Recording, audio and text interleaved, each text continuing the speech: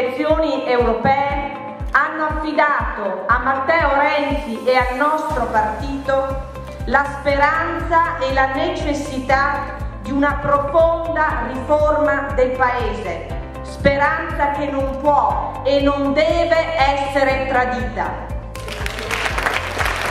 Di provare a mettersi in gioco fino in fondo e di dedicare ai propri figli, ai propri nipoti, il proprio impegno per far sì che il tempo che noi stiamo vivendo non sia soltanto il tempo in cui ricordiamo il passato, ma sia il tempo in cui costruiamo il futuro. Possono mandarci a casa, ma non possono fermarci. Possono dirmi basta, vattene, ma non sono qui per stare 20 anni al potere. Io sono qui per